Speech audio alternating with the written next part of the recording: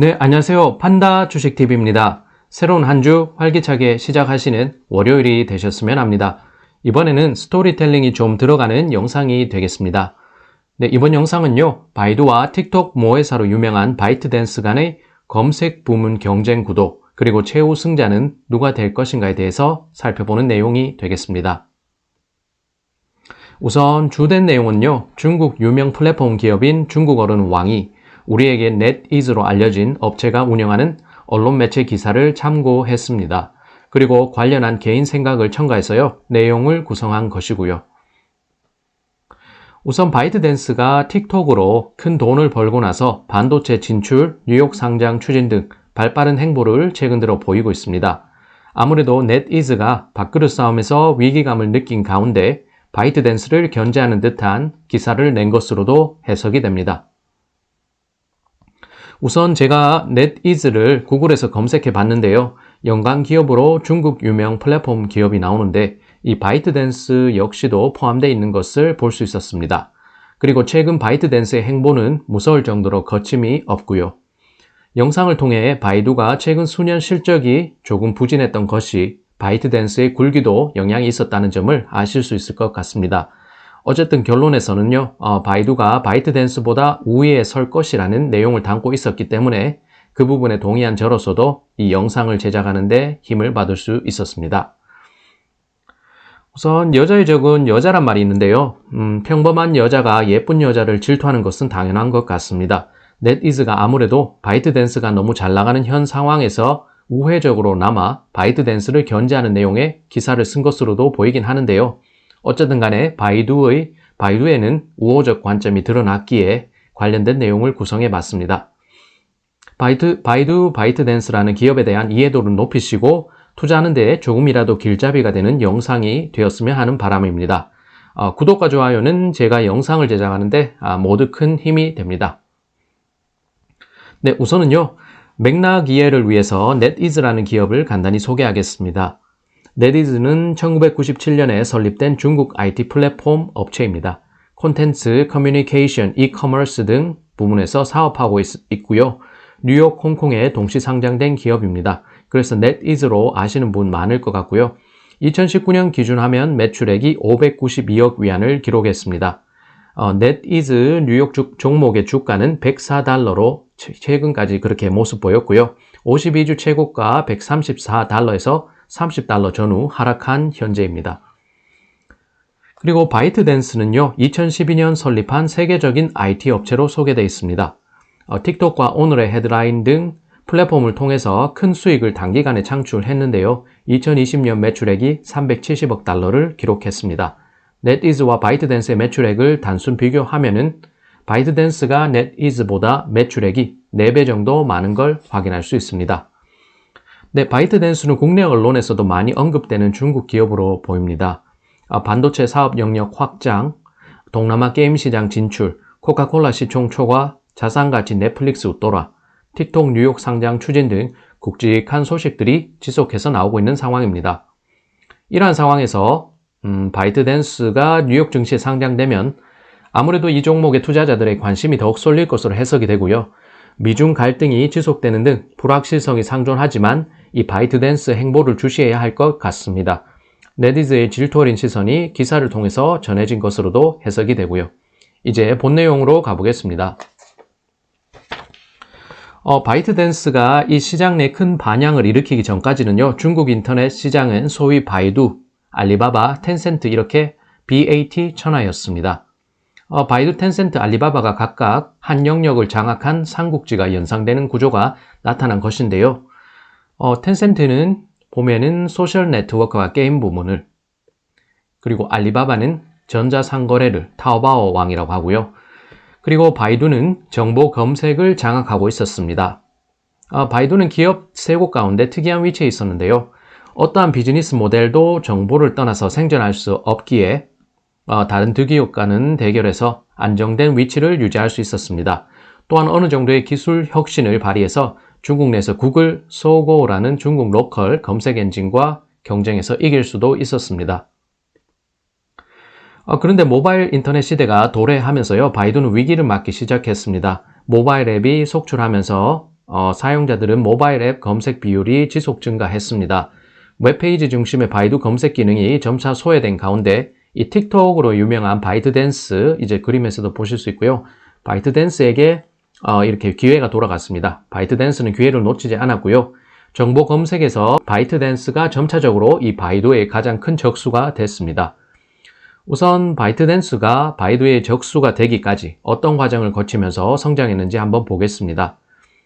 바이트댄스는 2012년 설립된 그해 8월, 오늘의 헤드라인 진리 토티아라고 중국어가 있는데요.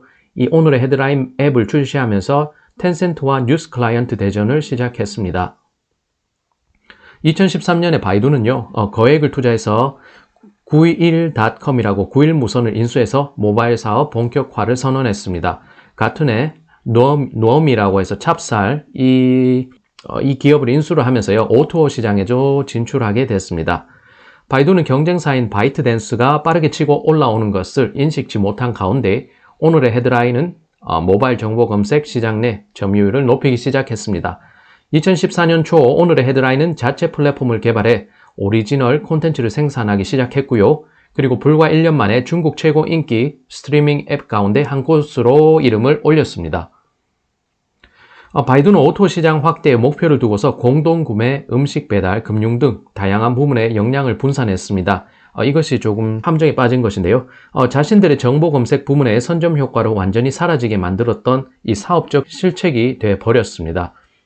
그림에서 보면 바이두 게임은 있고 소개가 되어 있고요. 바이두 음식 배달도 소개가 되어 있습니다. 참고하시면 될 것이고요. 그래서 예전 관련된 영상을 참고하시면 좋을 것 같습니다. 그렇게 하면서요, 2016년, 2017년 이 기간 동안 바이트댄스의 굴기는 대단했습니다. 현재 전 세계적인 인기를 끌고 있는 쇼트 비디오 플랫폼인 틱톡과 함께 시과라고 하는데 수박 영상, 화산 쇼트 비디오 등이 지원군 역할을 하면서 이 바이트댄스는 큰 성공을 거두게 됩니다. 이러한 성공과 함께 바이트댄스의 검색 부문 자회사인 오늘의 헤드라인인 진리 토티아오라는 오늘의 헤드라인도 BAT에 버금가는 회사로 한 번 더 도약하게 된 것입니다. 제 예전 영상을 보신 분은 아실 수도 있겠는데요. 바이두가 최근 4에서 5년 정도 실적 부분에서 지지부진했는데 아무래도 바이두 자체적인 투자 실책도 있었지만 바이트댄스의 이런 도약도 큰 원인이었던 것으로 해석해 볼 수가 있겠습니다. 한편 바이두는 여러 부문에 수백억 위안 규모 투자를 진행했는데요. 그렇지만 큰 성과 내지 못했습니다. 바이두가 이제 어려움을 깨달은 순간에 검색 부문 점유율이 상당 부분 축소가 됐습니다. 그리고 다수 대중은 이미 오늘의 헤드라인 앱을 이용한 직접 검색을 하는데 익숙해져 있었습니다. 그렇지만 바이두도 가만히 있지는 않았습니다. 2016년 바이지아하오라고 해서 보면은 바이지아하오를 출시했고 2017년에는 하오칸 시핀이라고 해서 하오칸 영상을 선보였습니다. 바이두는 기존 개척자에서 이제는 바이트댄스를 모방하는 추격자 입장이 된 것인데요. 말 그대로 주객이 전도된 것으로 볼 수가 있겠습니다. 플랫폼 시장에서는 선점을 하는 것의 중요성은 아무리 강조해도 지나치지 않을 것인데요.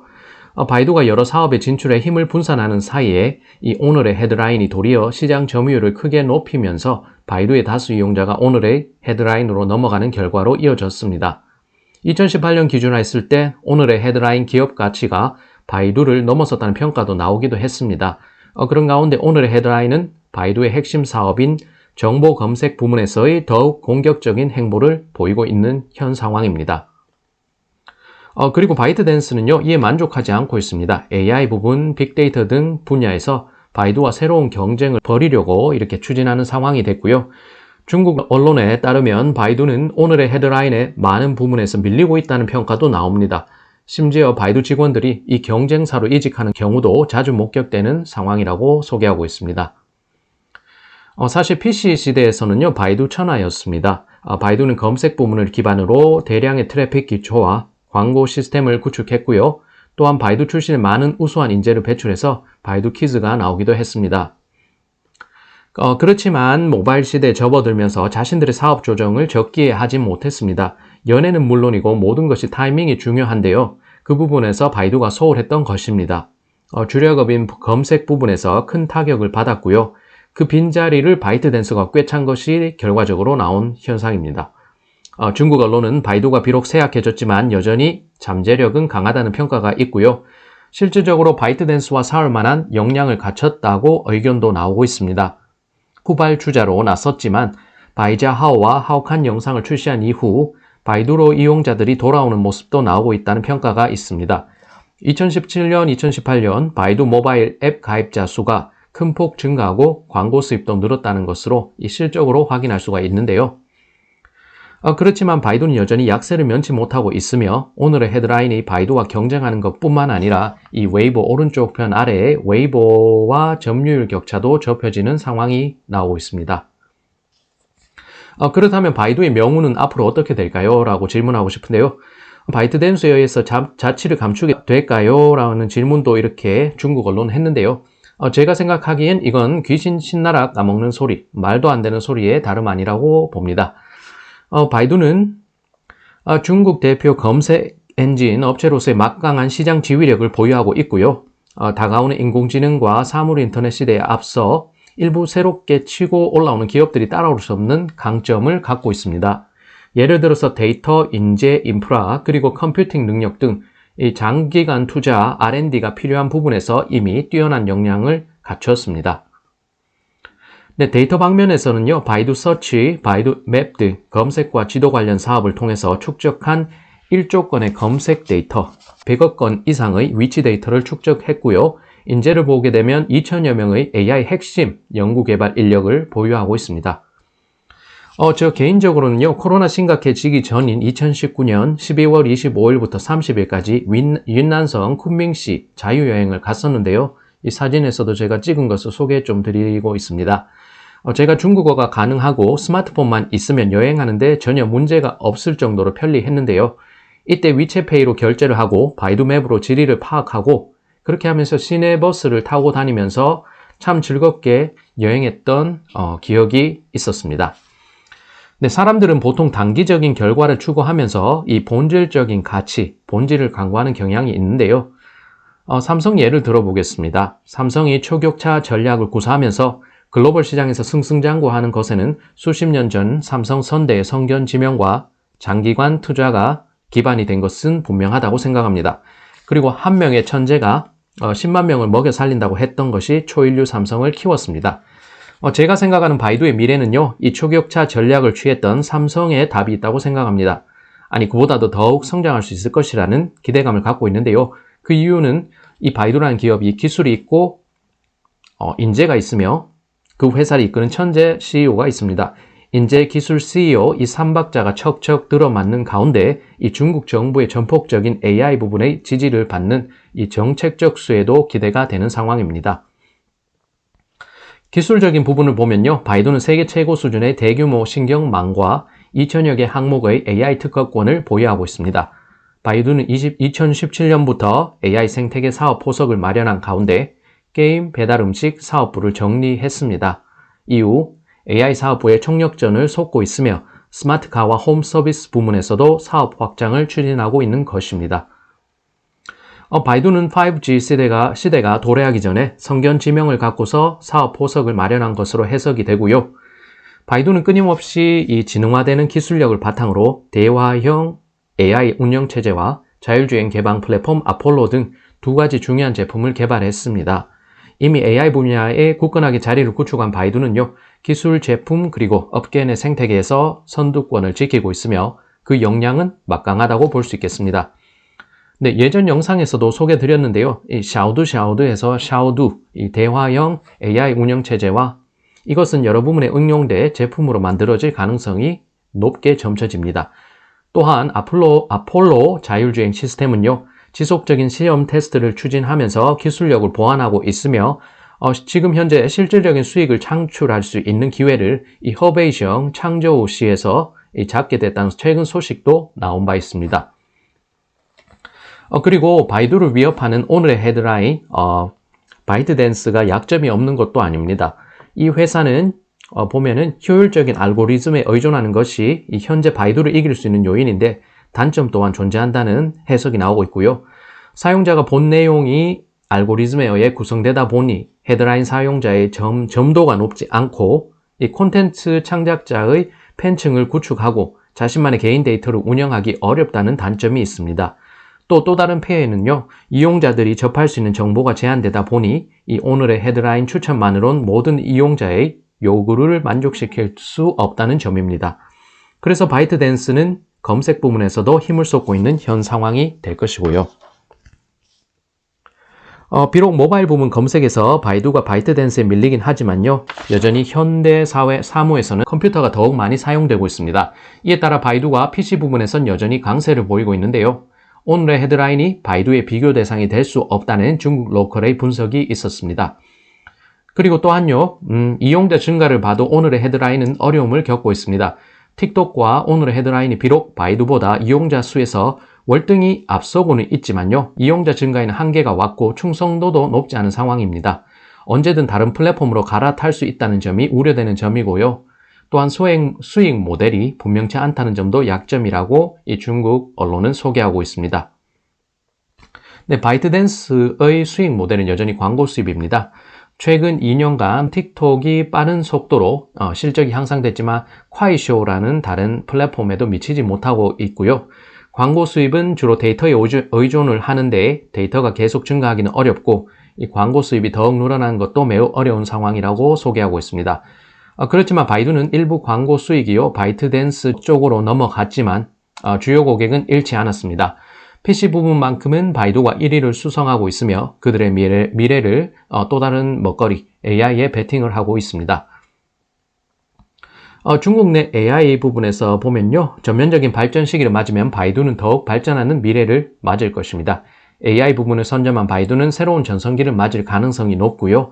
AI는 인류의 미래를 위해서 완전히 새로운 거대 시장으로 거듭이 날 것이기 때문에요.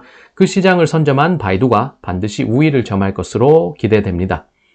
현재 바이트댄스가 일시적으로 정보 검색 부분에서 이 바이두를 제치고 우세를 점하고 있지만 중국 언론은 이 회사가 니쉐 싱조의 징디라고 해서요, 말 그대로 물을 거슬러서 배가 나간다고 했습니다. 그런 지경인데 어려운 지경을 헤쳐나가는 처지라고 평가를 했습니다. 바이두가 현재는 바이트댄스의 열세인 건 사실인데요. 상대적으로 부담감은 적은 상황입니다. 바이두가 AI 부분에서 차근차근 그리고 탄탄하게 사업 역량을 키우고 또 실적을 만들어가면 이 미래 중국의 인터넷 세상은 바이두에겐 노다지가 될 것입니다. 여러분은 바이두와 바이트댄스 둘 중에서 어느 쪽이 더 우위에 설 것으로 보시는지 모르겠습니다. 네, 제가 중국적 뉴스 가운데 괜찮은 내용이 있어서요. 그 주요 내용을 토대로 해서 제 의견을 덧붙이면서 영상을 한번 만들어 봤습니다. 그러다 보니 조금 길어졌는데 조금 양해 부탁드리고요. 좀 스토리텔링이 들어갔다는 부분도 생각해 주셨으면 좋겠습니다. 주된 내용은 누가 승자가 되는 것이 아닌 것 같습니다. 두 기업 가운데 검색 분야에서 승리하는 곳이 어떤 곳이 될지는 중요한 게 아닌지도 모르겠습니다. 현재 미중 간 이념 갈등과 패권 다툼이 심해지고 있는데요. 이 가운데 기업들에게 불똥이 튀는 상황은 피할 수 없을지도 모르겠습니다. 그렇지만 그 중에서도요, 리스크를 최소화하면서 영리 활동에서 좋은 퍼포먼스를 꾸준히 낼 수 있는 기업들에 대한 선별 과정을 거치고 시장을 공부하면서 안정적인 수익률을 확보하는 그 투자의 본질에 집중해야겠습니다. 봄바람에 흔들리는 이 봄천의 마음처럼요, 끊임없이 요동치는 주가에 스트레스 받지 말고요, 폭발적인 성장력을 갖춘 기업에 접근 방식으로 장기 투자하는 것이 이 투자의 답이 될 수가 있겠습니다. 물론 말이 쉬운 것 같긴 한데요. 이런 방식 알면 누구나가 부자가 됐을 텐데 말입니다. 조금 길 수 있는 영상인데 시청해 주셔서 감사드립니다. 시장을 공부하는 것이 끝이 없는 것 같은데요. 그래도 영어, 중국어 할 수 있다는 이유로 여러분들께 그래도 조금 유익한 정보 전달하는데 제가 의미를 두면서 열심히 하고 있고요. 좋게 봐주시는 덕분에 제가 항상 동기부여를 받고 있습니다. 그래서 방식을 좀 바꿔봤는데요. 그래도 이번 영상에서 바이두 종목에 대한 확신 드리면서 이 바이트댄스라는 이 기업 기본적 이해도를 높이시는데 도움이 됐으면 하는 영상이 되겠습니다. 또한 NetEase라는 종목도 조금 한번 알아보시는데 도움이 되는 그런 영상 의의가 있겠습니다. 네, 영상이 유익하셨다면 구독과 좋아요로 응원해 주시면 제가 영상을 제작하는데 모두 다 큰 힘이 될 것입니다. 네, 이번 주 한 주 성투하시는 한 주 되셨으면 좋겠고요. 일상에서는 소소하지만 즐거운 순간들 맞으시길 바라겠습니다. 다음에도 조금이라도 도움될 수 있는 영상으로 여러분들 찾아뵙겠습니다. 네, 판다 주식 TV였습니다. 판다 주식 TV였습니다. 네, 스페인어로 마무리 인사드리겠습니다. 네, 아디오스.